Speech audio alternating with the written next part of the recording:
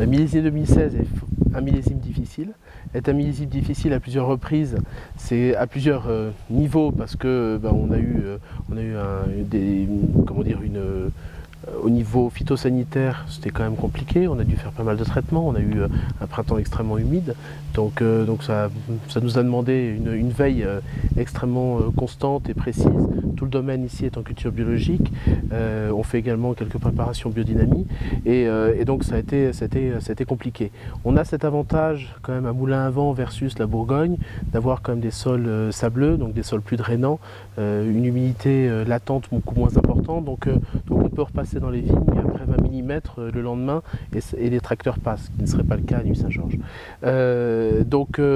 Et puis l'événement majeur du millésime, malheureusement, c'est 25 juin, la grêle, 1 heure de grêle avec des grêlons qui faisaient à peu près 3 cm de diamètre pendant 1 heure et qui nous a complètement ravagé, hein, le mot est faible même, 7 hectares du domaine sur 14, qu'on n'a pas du tout vendangé.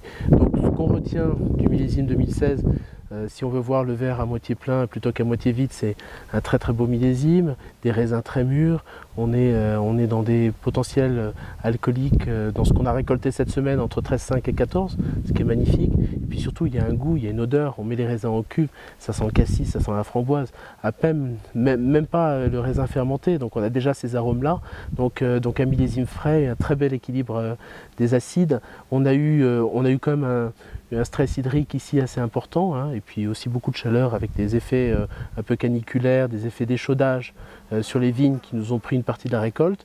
Et donc on a cumulé quand même pas mal de choses, mais au final le peu qu'on ait devrait être de grande qualité.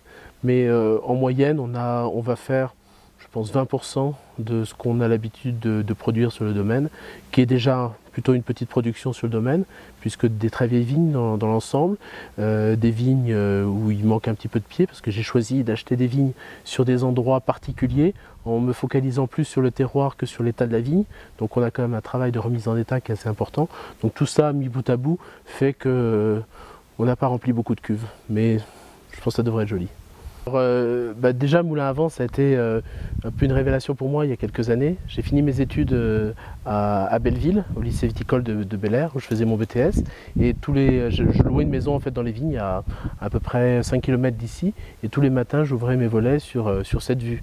Et moi j'ai un principe, c'est quand la vue est belle, en général les vins qui vont avec sont souvent des jolis vins. Et je ne comprenais pas vraiment la différence qu'il y avait entre la qualité des sols qu'on pouvait voir et la qualité des vins. Donc il y avait pour moi quelque chose qui était un peu antinomique.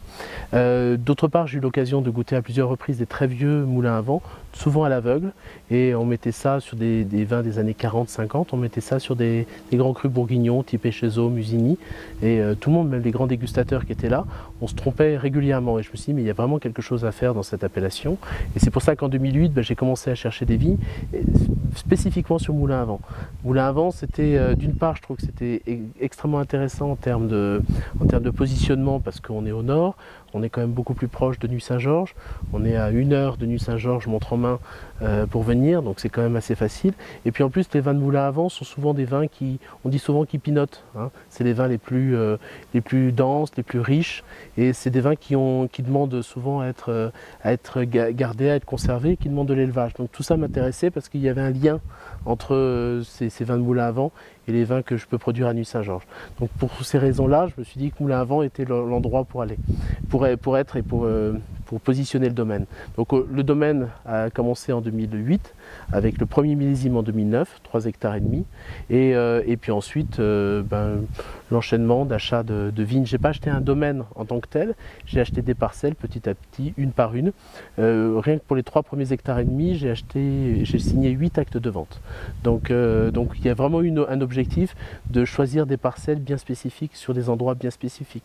Les 2 années qui ont précédé l'achat de ces parcelles, j'allais régulièrement sur l'appellation, puis j'allais marcher dans les vignes de Moulins à Vent pour essayer de comprendre les différences de sol, enfin en tout cas voir les différences de sol.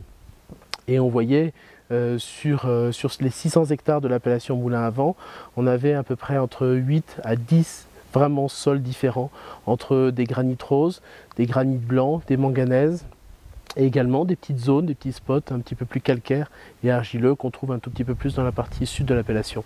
Donc tout ça était intéressant et c'est pour ça que je me suis dit on va établir le domaine uniquement à moulin à vent et aujourd'hui le domaine fait 14 hectares.